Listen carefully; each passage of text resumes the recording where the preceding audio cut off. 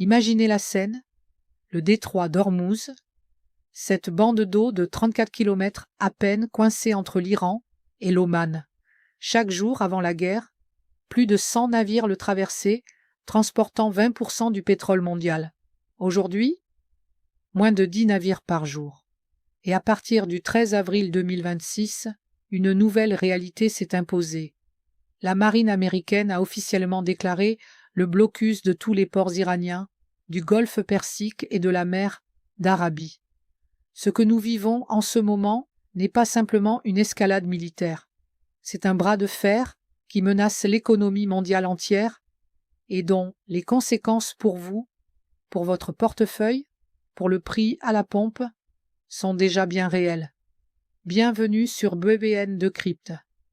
Si vous nous rejoignez pour la première fois, abonnez-vous maintenant et activez les notifications.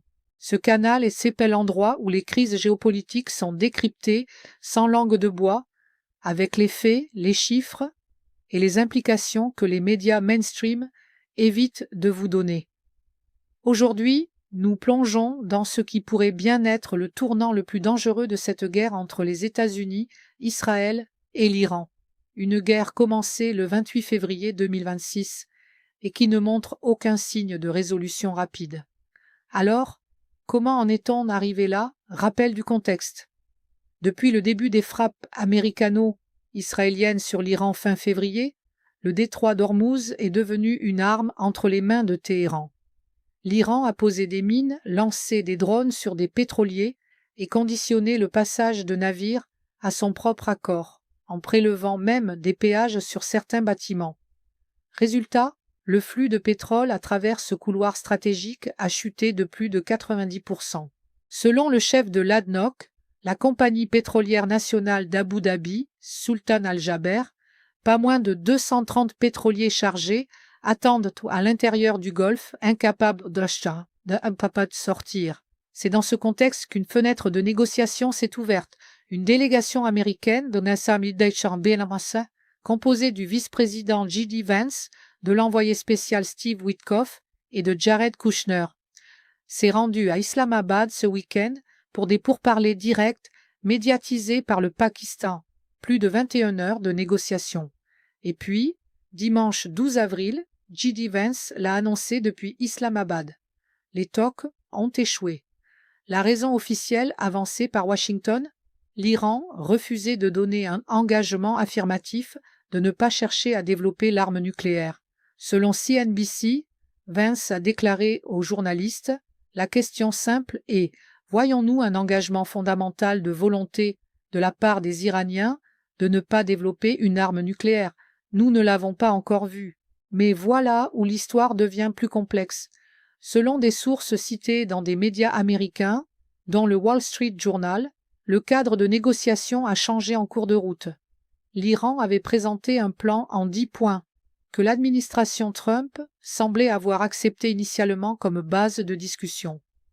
Puis les demandes américaines ont évolué.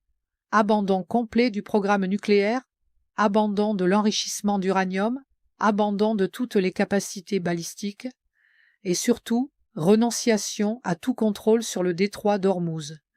Des conditions que Téhéran n'a jamais acceptées et que les observateurs considèrent comme des exigences de capitulation totale, pas de négociation.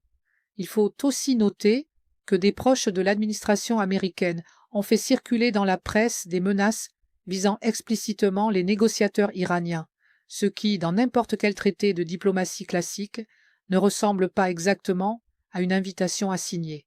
Et voilà qu'au soir du 12 avril, depuis son réseau social, Truth Social, les États-Unis annoncent le blocus. Décryptons précisément ce que cela signifie, parce que les déclarations officielles et la réalité tactique sont deux choses très différentes. Le CENTCOM, le commandement central des forces armées américaines, a précisé que le blocus s'appliquera à tous les navires entrant ou sortant des ports iraniens et zones côtières, incluant les ports du Golfe arabique et du Golfe d'Oman. Mais, et c'est crucial, le commandement a ajouté que les forces américaines n'entraveront pas la liberté de navigation pour les navires en transit vers ou depuis des ports non iraniens. En clair, si vous n'allez pas dans un port iranien, vous êtes théoriquement libre de passer. La grande question, que Capital Economics a posée directement dans une note d'analyse, c'est celle-ci. Est-ce que la marine américaine va saisir des navires alliés qui ont payé un péage à Téhéran? Va-t-elle cibler des navires battant pavillon chinois dans le détroit?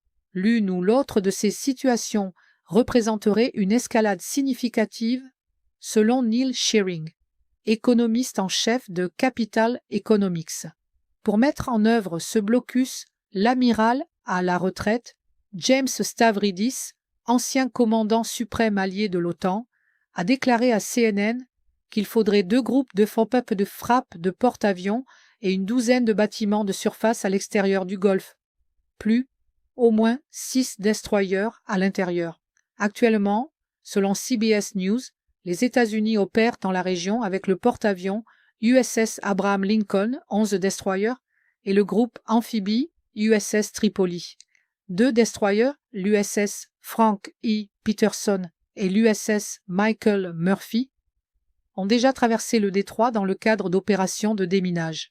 C'est la première fois depuis le début de la guerre que des bâtiments de guerre américains entrent dans le détroit. Stavridis a résumé la situation en termes géostratégiques. C'est une mesure qui se situe à mi-chemin entre laisser l'Iran contrôler le détroit et menacer de rayer l'Iran de la carte. Une pression économique maximale. Une opération complexe et délicate, loin d'être un mouvement trivial sur l'échiquier que nous regardons. Il y a un autre problème que CNN a mis en lumière dans son analyse. La marine américaine a déclassé ses 4 dragueurs de mines spécialisés basés à Bahreïn. Et selon un rapport cité par Wikipédia, l'Iran aurait perdu la trace de certaines mines qu'elle a posées dans le détroit. Ce qui signifie que même Téhéran ne sait plus exactement où elle se trouve. Vous avez bien entendu, la réponse iranienne n'a pas tardé. L'armée iranienne, par la voix du général Reza Talaïnik, porte-parole du ministère de la Défense, a déclaré à l'agence Presse TV que le blocus américain était illégal et constitue un exemple de piraterie. Il a ajouté qu'Iran n'autorisera aucune ingérence ou agression des forces américaines ou étrangères dans le détroit et qu'il n'hésiterait pas à répondre de manière décisive à tout agresseur, y compris Israël et les États-Unis. L'état-major des forces armées iraniennes, dans un communiqué lu à la télévision d'État, a formulé la menace de façon encore plus explicite. Si la sécurité des ports de la République islamique d'Iran, dans les eaux du Golfe Persique et de la mer d'Arabie était menacée, aucun port dans le Golfe Persique et la mer d'Arabie ne sera en sécurité. Traduction directe. Vous bloquez nos ports, nous attaquons les ports voisins, ceux des Émirats, ceux du Qatar, ceux du Koweït. C'est une menace qui ne peut pas être prise à la légère, compte tenu des précédents. En mars dernier, un drone de mer iranien a frappé le pétrolier Sonangol, Namibé, ancré près du port de Moubarak al-Kabir, au Koweït, à plus de 800 km du détroit. L'IRGC a revendiqué l'attaque. Ce n'est pas une capacité théorique, c'est une capacité démontrée, testée et qui continue d'exister. Si vous ne l'avez pas encore fait, abonnez-vous à WN Decrypt maintenant. Parce que dans les prochains jours, les développements vont s'enchaîner à une vitesse vertigineuse et vous avez besoin d'une source d'analyse rigoureuse pour naviguer dans l'information. Pékin reçoit un tiers de son pétrole via le détroit d'Ormuz. En 2024, 84% des expéditions de brut et de condensat via le détroit étaient destinées au marché asiatique. La Chine dispose de réserves d'environ 1 milliard de barils, quelques mois d'autonomie. Mais la direction de Pékin a été très claire sur ses intentions. L'amiral Dong Jun, ministre chinois de la Défense, a déclaré que les navires chinois continueraient de transiter par le détroit d'Ormuz en vertu des accords existants avec l'Iran. Selon le Hormuz Letter, qui cite directement l'amiral, l'Iran contrôle le détroit d'Ormuz et il est ouvert pour nous. En d'autres termes, votre blocus ne nous concerne pas. Que comptez-vous faire? Et l'Iran, dans tout ça, ne se prive pas de tourner la situation en dérision. Il y a aussi une réalité juridique internationale que les experts soulèvent et que l'on ne peut pas ignorer. Plusieurs juristes spécialistes du droit maritime ont rappelé que ni les États-Unis ni l'Iran ne détiennent l'autorité juridique pour fermer ou entraver le transit dans le détroit d'Ormuz, comme l'a déclaré un expert cité par CNBC, en vertu du droit international et plus précisément des règles gouvernant les détroits internationaux. Les États-Unis n'ont aucune autorité légale pour fermer, suspendre ou entraver le transit dans Ormuz. Même les États côtiers, l'Iran et l'Oman, ne peuvent théoriquement pas suspendre le droit de passage en transit. L'Iran, de son côté, a qualifié le blocus américain de piraterie. Un terme fort, mais qui résonne avec les arguments juridiques avancés par des experts indépendants. Le président français Emmanuel Macron, lui, a annoncé une conférence internationale visant à rassembler des nations prêtes à contribuer à ce qu'il appelle une mission multinationale pacifique visant à rétablir la liberté de navigation dans le détroit. Il a précisé que cette mission serait strictement défensive et séparée des parties belligérantes. Le Premier ministre britannique, Keir Starmer, prend part à ces efforts.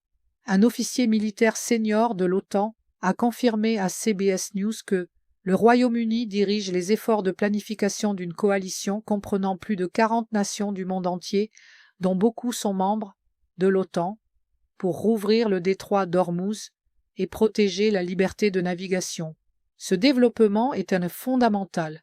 C'est une coalition multilatérale qui se forme, mais en dehors du commandement américain, parallèlement à la stratégie unilatérale de Washington et avec une philosophie radicalement différente. Là où les États-Unis optent pour l'imposition forcée, l'Europe et ses alliés cherchent à constituer une présence défensive et diplomatique. L'un des deux camps va avoir raison, et les marchés mondiaux, ainsi que des centaines de millions de consommateurs, attendront de voir lequel. Robin Brooks, chercheur senior à la Brookings Institution, avait écrit début mars que les États-Unis pouvaient imploser l'économie iranienne en coupant ses exportations pétrolières. Il estimait que la Chine, qui était l'acheteur principal du pétrole iranien, serait alors incitée à exercer une pression sur Téhéran pour rouvrir le détroit, et que l'Iran serait privé des devises nécessaires pour financer son effort de guerre. C'est le scénario optimiste. Le scénario pessimiste, lui, implique que la Chine refuse de plier, que l'Iran escalade ses attaques contre des ports voisins et que le monde entre dans une spirale énergétique dont personne ne contrôle plus la trajectoire. Le secrétaire américain à l'énergie, Chris Wright, lors d'une conférence organisée à Washington lundi, a reconnu que les prix de l'énergie allaient probablement continuer à monter jusqu'à ce que des navires significatifs traversent le détroit. Il a estimé que cela pourrait prendre les prochaines semaines. Pour les ménages américains, cela signifie que la facture à la pompe, déjà à 4,12 $ par gallon en moyenne nationale, selon l'AAA, pourrait encore grimper avant de baisser. Un dernier élément à intégrer dans cette analyse, parce qu'il illustre la complexité des dynamiques diplomatiques en jeu. Dans un discours récent, le Premier ministre israélien Benjamin Netanyahou a révélé que J.D. Vance lui transmettait en détail des informations sur le déroulement des négociations d'Islamabad, y compris ce qu'il a décrit comme l'explosion dans les négociations, et en identifiant la responsabilité du côté américain dans cette rupture. Cette déclaration, faite publiquement, soulève une question structurelle fondamentale sur la conduite de la diplomatie américaine dans ce conflit et sur les multiples lignes d'influence qui opèrent simultanément. Pendant ce temps, la Russie, par la voix du ministre des Affaires étrangères Sergueï Lavrov, a indiqué rester prête à aider à trouver des solutions pour surmonter l'agression américano-israélienne non provoquée contre l'Iran, tout en soulignant que Moscou considère que le cessez-le-feu s'applique également au Liban. Le Pakistan, dont le gouvernement avait accueilli les négociations de la semaine dernière, intensifie ses efforts diplomatiques pour ramener les deux parties à la table, selon un haut responsable gouvernemental pakistanais cité par CBS News qui reste prudemment optimiste. Voici donc où nous en sommes ce 14 avril 2026. Les États-Unis ont déclenché un blocus des ports iraniens dans l'un des couloirs maritimes les plus stratégiques de la planète. L'Iran a menacé d'étendre les zones d'insécurité à tous les ports du Golfe Persique. La Chine a signifié qu'elle ne reconnaissait pas le blocus et que ses navires continueraient de passer. L'Europe essaie de monter une coalition diplomatique parallèle. Le prix du brut dépasse les $100 le baril. 230 pétroliers sont bloqués dans le Golfe et les négociations de paix sont dans l'impasse, bien que ni Téhéran ni Washington n'aient officiellement dit que la porte était définitivement fermée. La prochaine semaine sera déterminante. Soit le blocus produit une pression économique suffisante sur l'Iran pour l'amener à négocier dans un cadre plus réaliste. Soit Téhéran escalade ses actions contre des ports voisins impliquant d'autres pays. Soit la Chine transforme ce qui était un conflit bilatéral en un affrontement d'une toute autre ampleur. Aucune de ces trois trajectoires n'est rassurante pour la stabilité des marchés énergétiques ni pour la paix régionale. WN Decrypt continuera de suivre cette situation heure par heure. Si vous avez regardé cette vidéo jusqu'ici, c'est que vous comprenez l'importance de disposer d'analyses rigoureuses dans des moments comme celui-ci. Abonnez-vous à la chaîne. Activez la cloche pour être notifié dès que nous publions et partagez cette vidéo avec quelqu'un qui veut comprendre réellement ce qui se passe dans le Golfe Persique en ce moment. Les dés sont jetés. La suite appartient à l'histoire. Restez connectés.